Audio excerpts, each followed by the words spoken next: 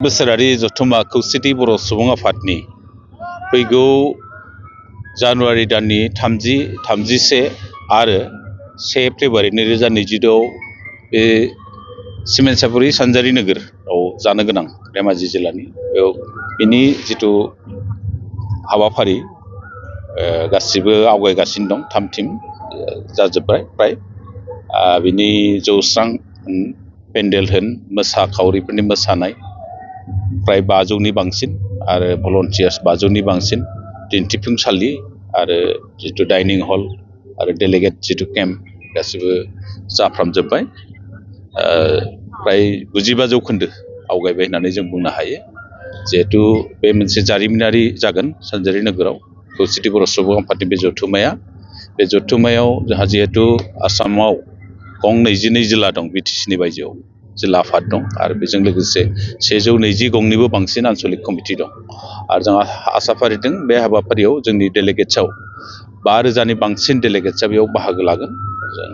इतिमধ্যे जिल्लाफोरजों जों सावरायनानै जों थाम-थिम खालामदों आरो बे 30निफ्राय जिहेतु जागायगोन 30आव जा डेलिगेट्स केम्पखौ बेखेवनो थाखाय आसाम एसेम्ब्लिनि बुंथिगिरि मानगोनां बिस्वजित दैमारि बिथाङा फैगोन आरो बेजों लोगोसे 31आव जों गासैबो माहारियारि आफादफोरखौ माखासे आयदानि सायाव सावरायनो थाखाय जों लेंहरदों। दुलाराय बर' फरायसा आफाद आरो जायगायावनो थानाय TMPK गुबुन माहारियारि आफादफोरखौ जों हांख्रायदों आरो 31आवनो जिहेतु फ्लेग हइस्ट जागोन। बे फ्लेग हइस्ट हाबाफारियाव जिहेतु जोंना गोबांथार जिल्लाया जोंनि सेन्ट्रेलजों मेरुजों जयै फिरफिला बिरहोफायो। गासै प्राय 25थासो जायो जोंना। मेघालय थाबाय, अरुणाचल थाबाय आरो गं 22 जिल्ला थाबाय आरो मेरु थाबाय। बे हाबाफारियाव अल आसाम ट्राइबेल संघनि मानगोनां आफादगिरि सुकुराम बसुमतारी बिथाङा गाहाय आलासि हिसाबै थाफागोन जोंजों फिरफिला बेखेवनायाव आरो 1 अक्ट'खालि जिहेतु फेब्रुवारि दाननि 1 अक्ट'खालि बेयाव गेवलां मेल जागोन। गेवलां मेलाव मानगोनां आसामनि गिबि मन्थ्रि हिमन्त बिश्व शर्मा बिथां लोगोसे जर'खा मेल बेखेवगिरि हिसाबै जों मानगोनां बिटिसिनि चिफ हाग्रामा महिलारि बिथां आरो थांखिजानाय बुंथिगिरि हिसाबै जोंनि बर' कसारि वेलफेयार थमास काउन्सिलनि मानगोनां चिफ मिहिनेश्वर बसुमतारी बेजों लोगोसे गोबां MLAफोर थागोन, MPफोर थागोन आरो गोबां मिनिस्टारफ्राबो बे मेलाव बाहागो लानो होननानै जोंनो बाथ्रा होदों। बे मथे जों हांख्रायदों बयखौबो आरो बेयो मोनसे जारिमिनारि जागोन होननानै बुंदों आं। बेयाव जिहेतु जोंना खौसेथि बर' सुबुं आफादना बैसोनि खुनु सिमा गैया। 18 बोसोरनिफ्राय लानानै जेसेबांखि बैसो जायाथों बैसोगोरा मानसिफ्राबो बे सुबुंफ्राबो जोंनि बे आफादाव जिहेतु थानो हायो। बेनिखायनो जोंना एसे मेम्बारफ्राबो एसे बुरजालाय आरो जिल्लाफ्राबो गोबां थाबाय आरो दख'रा आफादफ्राबो गोबां थाबाय। डेलिगेट्सआथ' गोबां जानायजों लोगोसे गुबुन रायजोनिफोर फैगोन। मेघालय, नागालेण्ड, ओरैहाय त्रिपुरा, ओमफ्राय आरो अरुणाचल थाबाय आरो गं 22 जिल्ला थाखाबाय आरो बिनि बादैबो साखाथिनि रायजो सोनाब बंग'निफ्राय जों हांख्रायदों आरो साखाथिनि हादोर हिसाबै नेपाल आरो बांलादेशनिफ्राय जों आलासि हांख्रायदों। बिथांमोना फैनो थाखाय थाम-थिम जाबाय आरो फैगोनखौ जों बाथ्रा हरबाय। फैनायखौ बिथांमोना नुजाफैगोन। बेयाव गासै दिन्थिफुंसालिनिफ्राय लानानै गासैबो थाम-थिम जानायखौ नायनानै जिथु साखाफारा जाबाय बानजाय आफादा, बे बानजाय आफादनि साखाफाराखौ नायनानै प्राय 95 जौखोन्दोआ आवगायबाय आरो जों मोनसे बाथ्राखौ दिनै नोंथांमोननि सिगाङाव फोरमायना होनांगोन। जिहेतु बिटिसिनि बायजोनि जि BLT वेलफेयार ससाइटि दं, BLT अनसाय आफाद दं, बिथांमोना जयैनो लोगो नांनानै नैबे मेलाव ओंखाम बोथिसे जाहोनो थाखाय बिथांमोना थाम-थिम खालामदों। बेनिखायनो आं नोंथांमोननि बे चेनेलनि दारैनो बिटिसिनि बायजोनि जेसांनाखि BLT वेलफेयार ससाइटिनि सोद्रोमाफोर दं बिथांमोनखौ आं खौसेथि बर' सुबुं आफादै जानानै बिथांमोननिसिम आं गोजोननाय आरो हामलायनायखौ आं बावदों। बे हाबाफारियाव मा आयदाखौ लानानै बांसिनै सावरायनाय जागोन? जिहेतु थान्दै मेला खोब गोनांथार थान्दै मेल जागोन बेयाव आरो जिहेतु बे थान्दै मेलाव मानगोनां बुंथिगिरियानो जिहेतु बेखेवगोन बिस्वजित दैमारि सारा आरो बेखेवनायनि उनाव थान्दैफोरनि गेजेराव बिसेसकै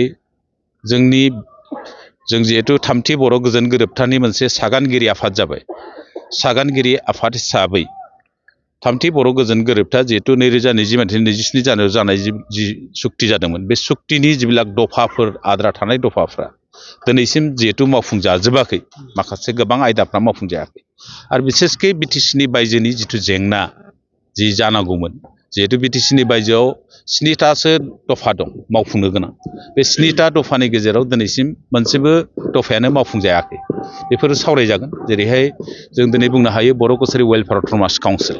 बर' कसारि वेलफेयार अट'नमास काउन्सिला दिनै गामि सोसननानै बियाब दानानै बेखौ बिसायख'थिसिम लांनो हादिया 5 बोसोराव नाथाय बे 5 बोसोरनि गेजेराव जोंनि ब्रा नाजानायाव खौसेथि बर' सुबुं आफादनि नाजानायाव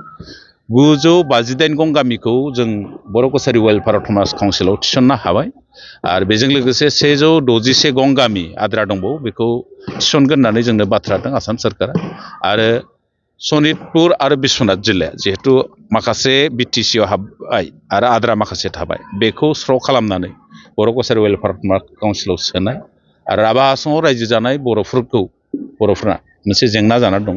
बिसोरो जुदि राभा हासङा 6 दिल जायोबा राभा हासङाव थागोन ना PKWCआव थागोन बे मोनसे गरन्थ जानांगौमोन दिनैसिम बेखौ आसाम सोरखारा थिग मथे गरन्थ खालामनो हायाखै खिन्थु जोंना खौसेथि बर' सुबुं आफादना डिमान्डआ बेनो जिहेतु जों बिटिसिनि बायजोआव रायजो जानाय बर'फ्रा आलादायै मोनसे सुक्तिनि दारै जों मोनसे आलादा गावखुंथाय मोनबाय बे गावखुंथायाव जों जयै थाजोबनो मोननांगौ गासैबो जिल्लानि बर'फ्रा बे मोनसे प्लेटफर्माव जों थाजोबनो मोननांगौ होननानै जोंना बे डिमान्ड आरो बेजों लोगोसे बे जाहैबाय 5.2 मथेबा मोनसे प्रभिजन दंमोन बिटिसिनि बायजोआव जेब्ला खोब ओनसोलाव बर'फ्रा रायजो जानानै दङ बेयाव रायजो जानाय बर'फोरनि डेभेलपमेन्टनि थाखाय माखासे आसाम सोरखार बिटिसि आरो बर' कसारि वेलफेयार जयेन्टलि मोनसे खामानि मावनांगौमोन डेभेलपमेन्टनि खामानि खिन्थु दिनैसिम मोनसेबो खामानि बे 5 बोसोराव मावनो हादिया बेफोर बाथ्राया सरसा जागोन आरो बेजों लोगोसे 5.3 दं फरेस्ट राइट एक्टनि दं बे फरेस्ट राइट एक्टआ इमप्लिमेन्ट जायाखै बेखौ मावफुंजोबनांगौ जायगा जादोंब्लाबो माखासे जायगायाव आद्रा थाबाय आरो बेजों लोगोसे जोंहा मेन इस्यु मोनसे थाबाय कार्बि आंलंनि मोनसे जेंना कार्बि आंलं आरो डिमा हासाव रायजो जानाय जिहेतु बर'फोर दङ बे दिनै हादोरारि ट्राइबेल मर्यादा मोनैखाय गोबां सुजुग सुबिदानिफ्राय बिथांमोना बन्सित जानानै दं बेनि सायाव थाबैनो गोख्रोंनो जिहेतु मोननै सुक्तियाव जायगा मोनबाय मोनसे समाव बिटिसि सुक्तियावबो जायगा मोनबाय कार्बि आंलं आरो डिमा हासाव रायजो जानाय बर'फ्रा हादोरारि ट्राइबेल मर्यादा मोननांगौ होननानै आरो नैबे थामथि बर' गोजोन गोरोबथा जिथु 2020 मायथाइनि 27 जानुवारियाव जादोंमोन सुक्ति बे सुक्तियाव बे जायगा मोनबाय खिन्थु दिनैसिम बे मावफुंजादिया 17 बोसोर मावफुंजादिया बुंनो थाङोबा बारासो जाबाय 17 बोसोर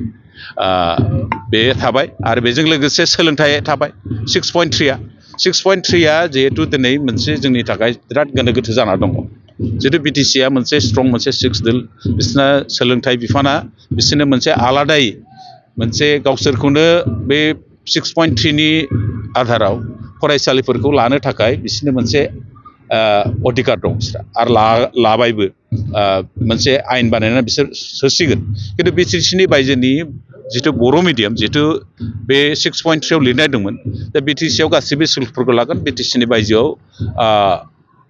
थानाय जेब्ला बर' मिडियामनि फरायसालिफोर दं कलेजफोर दं बेयाव स्पेसियेल कनसिडारेसन होनानैबो सोरखारिकरण खालामनायजों लोगोसे नांगौ बादियै फरायसालिमाफोराव फोरोंगिरि थिसननायनि बाथ्रा दंमोन खिन्थु दिनैसिम बे जाफुंजोबाखै दा बेफोर बाथ्राखौ लानानै डेलिगेटआव दान्थे बिदान्थेनि गेजेरजों सावरायनाय जागोन आरो बेयाव मिरु आफादा मोनसे सिद्धान्त लानानै बे सिद्धान्त मथे फैगौ जिथु सेसन जागोन जोंना खामानि मावनांगौ फैगौ इयुनाव बेफोरनि